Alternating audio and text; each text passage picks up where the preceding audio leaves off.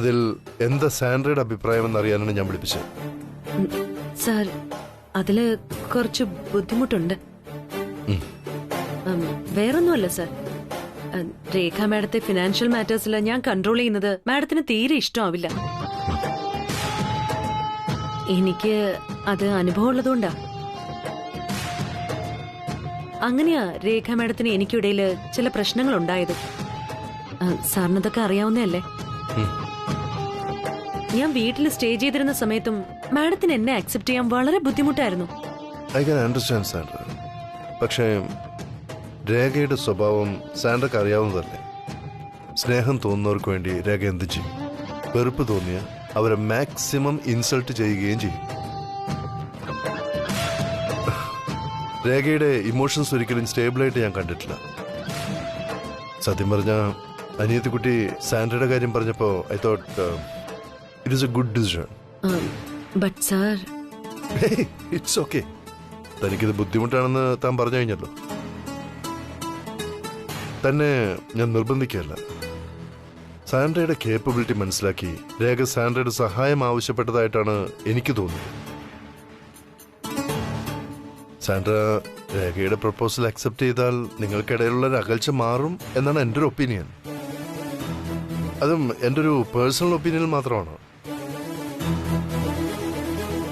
ഒന്നുകൂടി ആലോചിച്ചിട്ട് സാൻഡ്ര ഒരു മറുപടി പറഞ്ഞാൽ മതി.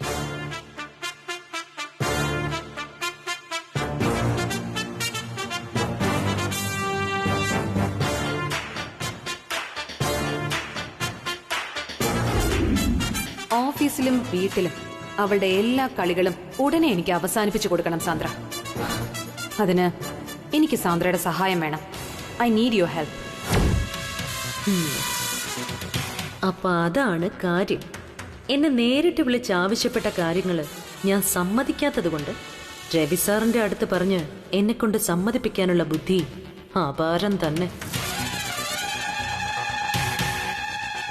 എന്താ സാൻഡ്ര, എന്ത് പറയുന്നു? സാർ, ഇതൊക്കെ വർക്കൗട്ട് ആവുമെന്ന് താനൊന്ന് ശ്രമിച്ചു നോക്ക്. ശ്രമിച്ചിട്ടും തനിക്ക് പറ്റുന്നില്ലെങ്കിൽ ആരും ഒന്നും പറയില്ല. പക്ഷേ സാർ, ഓക്കെ, സാൻഡ്രയ്ക്ക് ബുദ്ധിമുട്ടാണെങ്കിൽ സാൻഡ്ര അത് മറന്നേക്ക്. ഞാൻ പറഞ്ഞ കേൾക്കും എന്നൊരു വിശ്വാസം അനിയത്തിക്കുട്ടിക്ക് ഉള്ളതുകൊണ്ടാവും ഈ വിഷയം ഡയറക്റ്റായിട്ട് സാൻഡ്രയോട് പറയാതെ എന്നെ കൊണ്ട് പറയിപ്പിച്ചതെന്ന് എനിക്ക് തോന്നുന്നു.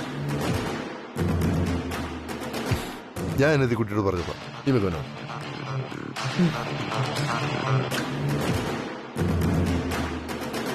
എന്താണ് രേഖ മാഡത്തിന്റെ മനസ്സിലുള്ളതെന്ന് എനിക്കറിയണം.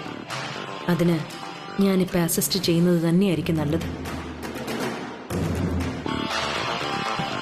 Sir, yes Sandra. രേഖ മാഡത്തെ അസിസ്റ്റ് ചെയ്യാൻ എനിക്ക് സമ്മതമാണ്. ഓ, രേഖ മാഡത്തിന് സാറിനോടുള്ള വിശ്വാസം ഞാൻ കാരണം തകരരുത്. സാൻഡ്ര സഡനായിട്ട് അല്ലെങ്കിൽ നിർബന്ധപരമായിട്ടൊരു തീരുമാനം എടുക്കേണ്ട കാര്യമൊന്നുമില്ല. ആലോചിച്ച് മെന്റലി ഓക്കെ ആണെങ്കിൽ മാത്രം സാൻഡ്ര സമ്മതിച്ചാൽ മതി. ഞാൻ ഓക്കെയാണ് സർ. പിന്നെ രേഖ മാഡം എന്നോട് എങ്ങനെ ബിഹേവ് ചെയ്യുന്ന ഓർത്തിട്ടുള്ള പേടി മാത്രമേ എനിക്കുള്ളൂ. അങ്ങനെയുള്ള ടെൻഷൻ ഒന്നും തനിക്ക് വേണ്ട സാൻഡ്ര. രേഖ വളരെ കാര്യമായിട്ടാണ് തന്റെ സഹായം ആവശ്യപ്പെട്ടത്. അല്ലാതെ സാൻഡ്ര വിചാരിക്കുന്ന പോലെ കോംപ്ലിക്കേഷൻസ് ഒന്നുമില്ല. ഓക്കെ സർ, രേഖ മാഡത്തിനെ ഞാൻ നേരിട്ട് തന്നെ പോയി കണ്ട് സമ്മതം അറിയിക്കാം. മാഡത്തിന് വേണ്ട സഹായങ്ങള് ഞാൻ ചെയ്തു കൊടുക്കാം. Thank you Sandra. Thank you so much.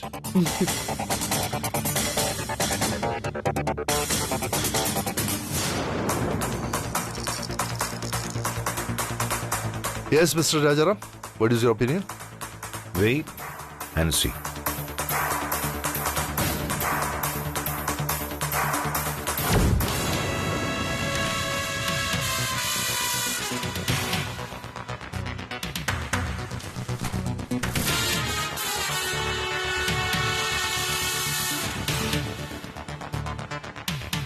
Excuse me, ma'am. Yes?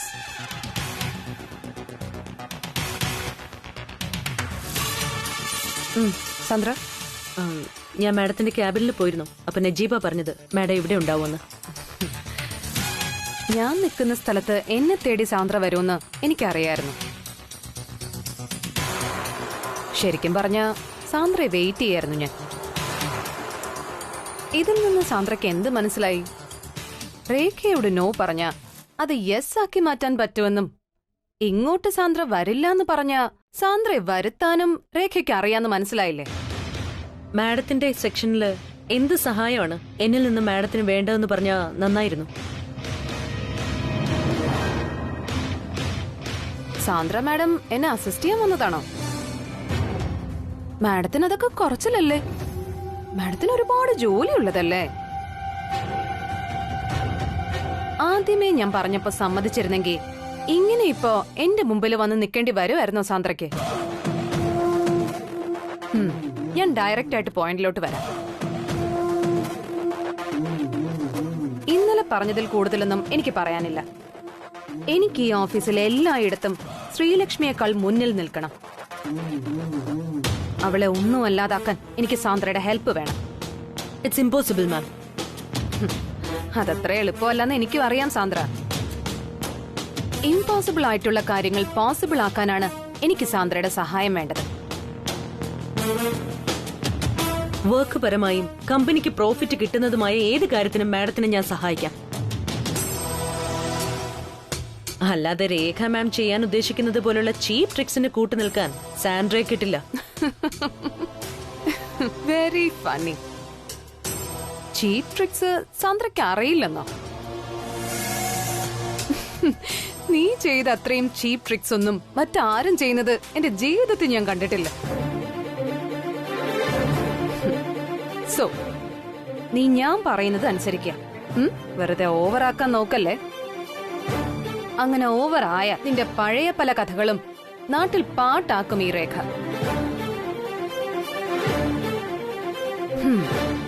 എന്നെ അനുസരിക്കാം, അനുസരിക്കാതിരിക്കാം. അതൊക്കെ സാന്ദ്രയുടെ ഇഷ്ടം. ഇവൾ അവസരം മുതലാക്കുവാണല്ലോ. പറയും മാം, ഞാൻ എന്താ ചെയ്തു തരേണ്ടത്? അങ്ങനെ വഴിക്ക് വാ. പറയാം. ആദ്യം ഞാൻ മൊത്തത്തിലൊന്ന് പ്ലാൻ ചെയ്യട്ടെ, എന്നിട്ട് പറയാം. സാന്ദ്ര പേടിക്കണ്ട. എന്റെ കൂടെ വെറുതെ നിന്ന് തന്നാ മാത്രം മതി. എന്നെ സപ്പോർട്ട് ചെയ്യുന്ന അത്രയും കാലം സാന്ദ്ര ഇവിടെ സേഫ് ആയിരിക്കും. എന്തു പറയുന്നു? ഫൈൻ മാം. എങ്കിൽ സാന്ദ്രയ്ക്ക് പോവാം. ഞാൻ വിളിക്കും. ഒരു വിളിപ്പാടകലെ ഉണ്ടാവണം സാന്ദ്ര എപ്പോഴും.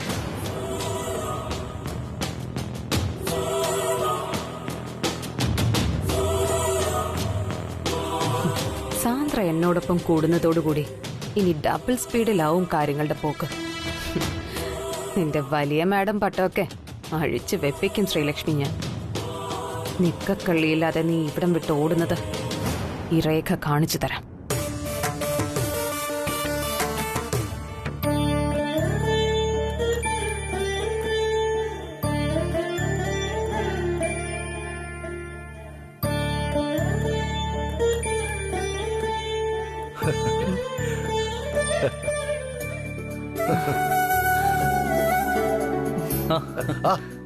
അമ്മ കിടന്നില്ലായിരുന്നു.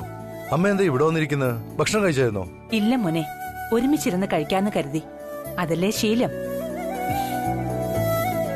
നിങ്ങൾ ഇത്രയും വൈകുമെന്ന് ഞാൻ കരുതിയില്ല. അയ്യോ അമ്മ, ടാബ്ലറ്റ്സ് കഴിക്കാനുള്ളതല്ലേ? അപ്പൊ കൃത്യസമയത്ത് തന്നെ ഭക്ഷണവും ടാബ്ലറ്റ്സും കഴിക്കണം. ഇനി ചില ദിവസങ്ങളില് ഞങ്ങൾ വരാൻ വൈകും. അതൊന്നും സാരമില്ല മോളെ. എല്ലാവരുമായിട്ട് ഒരുമിച്ചിരുന്ന് കഴിക്കുന്നതല്ലേ ഒരു സന്തോഷം. എല്ലാവരെയൊന്നും പറയുന്നത് വെറുതെയാണേ. സത്യം പറ, ശ്രീലക്ഷ്മിയെ കാത്തല്ലേ അമ്മ ഇത്രയും സമയം ഇവിടെ വെയിറ്റ് ചെയ്തിരുന്നത്? എനിക്ക് എന്റെ മക്കൾ എല്ലാവരും ഒരുപോലെയാ. പിന്നെ ശ്രീലക്ഷ്മിയോട് ഒരല്പം സ്നേഹം കൂടുതലുണ്ടെന്ന് വിചാരിച്ചോ? അവൾ വന്ന് കയറിയതല്ലേ ഉള്ളൂ. ആ, മക്കളെല്ലാം പോയി ഫ്രഷ് ആയിട്ട് വാ. നമുക്ക് വിശേഷങ്ങളൊക്കെ പറഞ്ഞ് ഭക്ഷണം കഴിക്കാം. രവി, എന്താ രാജാറാം, എന്തുപറ്റി? എന്താ ഈ നേരത്ത്? ഏയ് നത്തിങ്. രവി, ഒരു പ്രധാനപ്പെട്ട കാര്യം പറയാനുണ്ടായിരുന്നു നിന്നോട്. ഫോണിൽ വിളിച്ചിട്ട് കിട്ടിയില്ല, അതാ ഞാൻ ഇങ്ങോട്ട് വന്നത്. അതിനിങ്ങനെ ആവശ്യമില്ലാത്ത ബിൽഡപ്പ് ഉണ്ടാക്കി എല്ലാവരും പേടിപ്പിക്കുന്നതിനാണ്. അമ്മേ രഘു, നിങ്ങളെല്ലാവരും ഫ്രഷ് ആയിട്ട് വന്നേ. ചെല്ലു.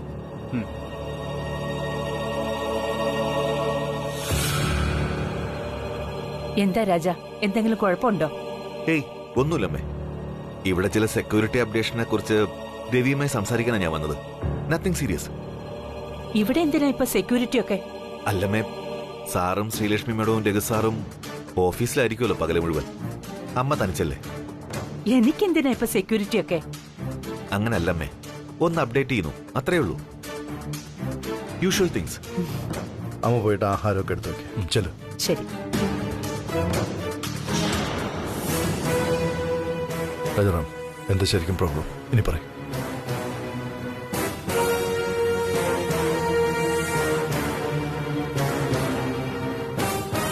രവി, അത് കമോൺ രാജാറാം, ആദ്യം നീ ഒന്ന് കൂളാവൂ, എന്നിട്ട് കാര്യം എന്താണെന്ന് വെച്ചാൽ പറയും.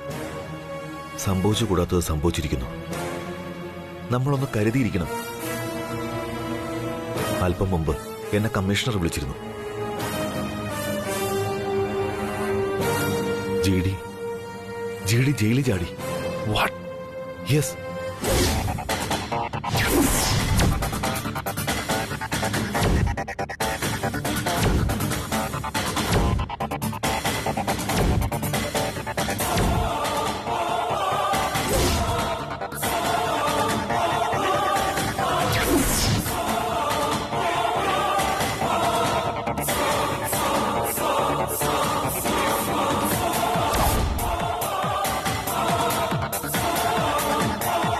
രവി, നിന്നെ ഞാൻ വെറുതെ വിടില്ല. പോലീസും നിയമവും ഒക്കെ ഒരുപാട് കണ്ടവനാ ഞാൻ. നിന്നെ ഞാൻ കാണിച്ചു തരുന്നുണ്ട്.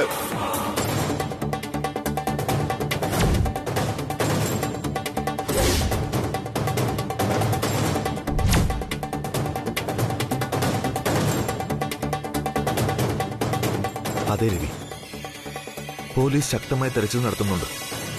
ഏത് നിമിഷവും എന്തും സംഭവിക്കാം.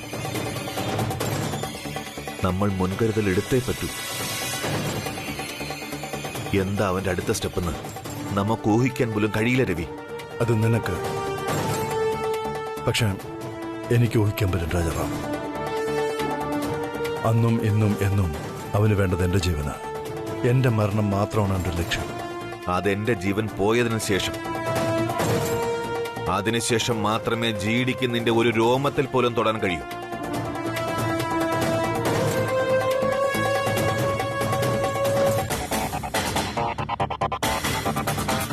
പലതവണ ഞാനും അവനും പരസ്പരം കണ്ടപ്പോഴൊക്കെ മരണം ഞാൻ മുന്നിൽ കണ്ടിട്ടുണ്ട് രാജാറാം. ഇന്നല്ലെങ്കിൽ നാളെ അത് സംഭവിച്ചുകൂടാന്നില്ല. പഴയ രവിചന്ദ്രവർമ്മനായിരുന്നെങ്കിൽ അതിൽ ആശങ്കയുടെ കാര്യമില്ലായിരുന്നു. എന്നാലിപ്പോ ആ രവിയല്ല, എന്നെ മാത്രം സ്നേഹിച്ച് എന്നെ മാത്രം വിശ്വസിച്ച് കൂടെ പോകുന്ന ഒരു പെൺകുട്ടിയുണ്ട്. നല്ല പ്രായത്തിൽ തന്നെ അവളുടെ കെട്ടുതാലി അഴിക്കേണ്ടി വരരുതെന്നുള്ള ഒറ്റ കാര്യമേ എനിക്കുള്ളൂ. എന്താ രവി നീ ഇങ്ങനെയൊക്കെ സംസാരിക്കുന്നത്? പഴയതോ പുതിയതോ, രവിചന്ദ്രവർമ്മൻ ഒന്നേ ഉള്ളൂ. ഞങ്ങൾക്കും ഞങ്ങളെക്കാൾ കൂടുതൽ ജി ഡിക്കും അറിയാവുന്ന ഒരൊറ്റ രവിചന്ദ്രവർമ്മൻ.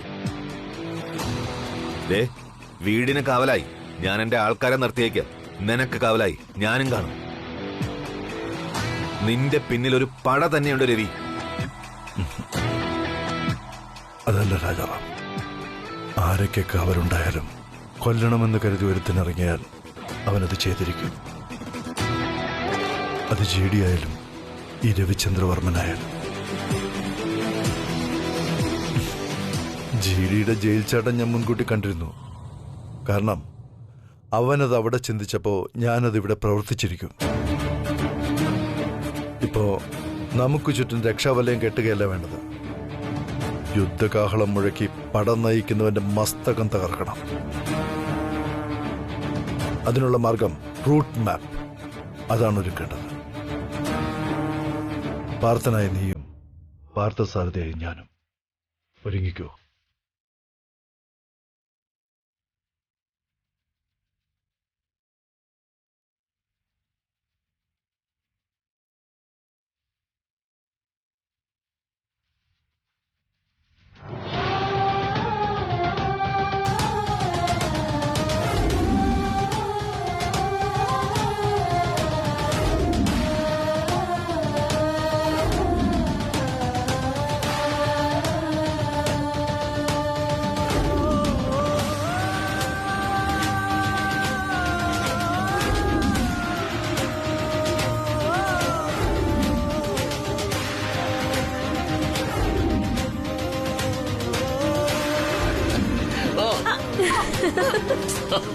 ഈ മനുഷ്യൻ.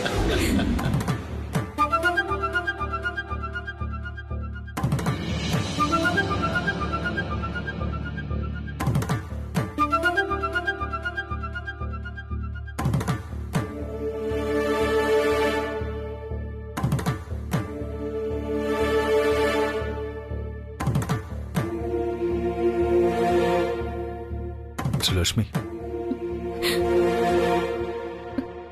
ശ്രീലക്ഷ്മി,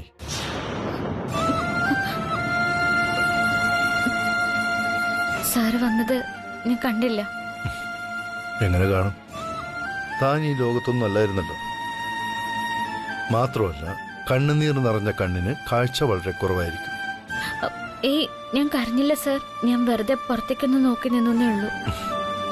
ശ്രീലക്ഷ്മി, താനിപ്പോൾ ഒളിപ്പിക്കാൻ ശ്രമിക്കുന്ന തന്റെ മനസ്സിലെ വിഷമം എന്താണെന്ന് എനിക്ക് നന്നായിട്ട് അറിയാം.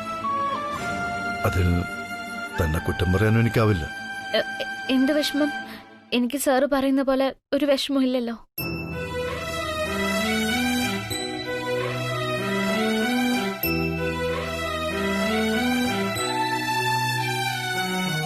സ്വയം എത്ര സമാധാനിക്കാൻ നോക്കിയാലും തനിക്ക് വിഷമമില്ല എന്ന് വരുത്തി തീർക്കാൻ ശ്രമിച്ചാലും തന്റെ ഈ മുഖം നോക്കുമ്പോൾ എനിക്കെല്ലാം മനസ്സിലാവും ശ്രീലക്ഷ്മി. ഞാനത് മനസ്സിലാക്കിയില്ലെങ്കിൽ തന്നെ ഞാൻ സ്നേഹിക്കുന്നു എന്ന് പറയുന്നതിൽ എന്താ അർത്ഥം?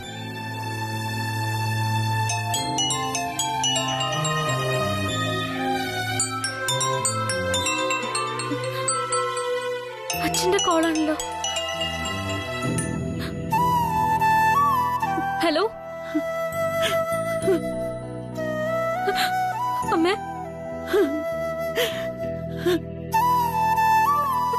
അമ്മേ, എന്തെങ്കിലും ഒന്ന് പറയമ്മേ. ഇന്ന് ഞാനോ ശ്രീ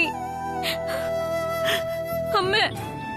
മോളെ ശ്രീലക്ഷ്മി, അമ്മ അമ്മ ഇത് എവിടെയാ? എവിടേക്കാ നിങ്ങൾ പോയത്? ഇപ്പൊ എവിടെയാ നിങ്ങള്? അച്ഛൻ എവിടെ അമ്മ? ഇത്രയും ദിവസം എന്നെ കാണാതെ എന്നോട് മിണ്ടാതെ ഇരിക്കാൻ എങ്ങനെ സാധിച്ചു? ഒരു തവണ പോലും എന്നോട് സംസാരിക്കണമെന്ന് തോന്നിയില്ല രണ്ടാൾക്കും. നിങ്ങൾ എവിടേക്കായി ഒളിച്ചോടുന്നത്? ആരെയാ ഭയക്കുന്നത്?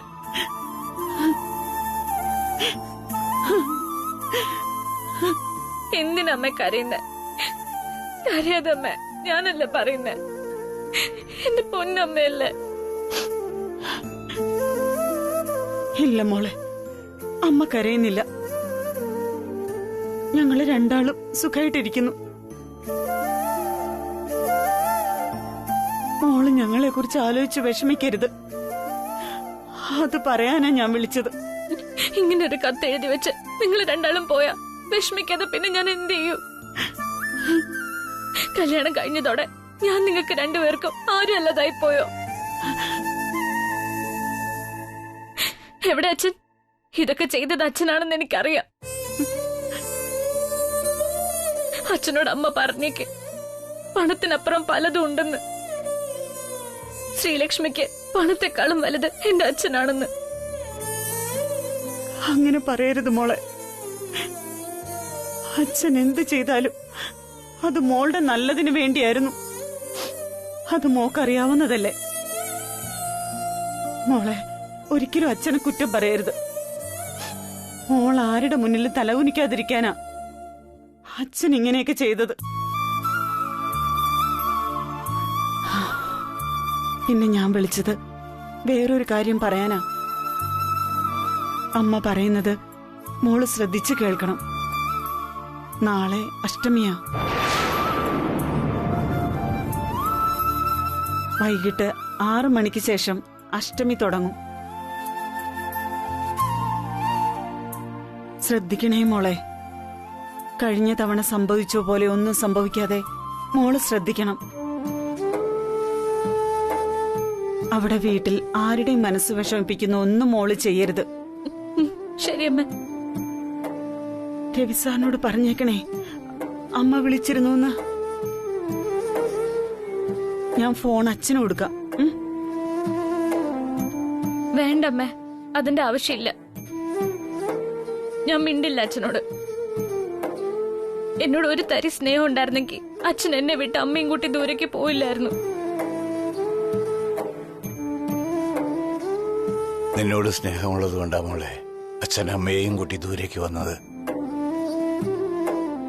ഒന്നുമില്ലായ്മയിൽ നീയും രവി സാറും ഞങ്ങളെ കാണുന്നത് ശരിയല്ലെന്ന് അച്ഛന് തോന്നി. ചിലപ്പോ അച്ഛന്റെ അഹങ്കാരമായിട്ട് നിങ്ങൾക്ക് തോന്നും. എന്നിരുന്നാലും സാരമില്ല, മോളും രവി സാറും സന്തോഷത്തോടെ ജീവിക്കുന്നത് കണ്ടാ മതി.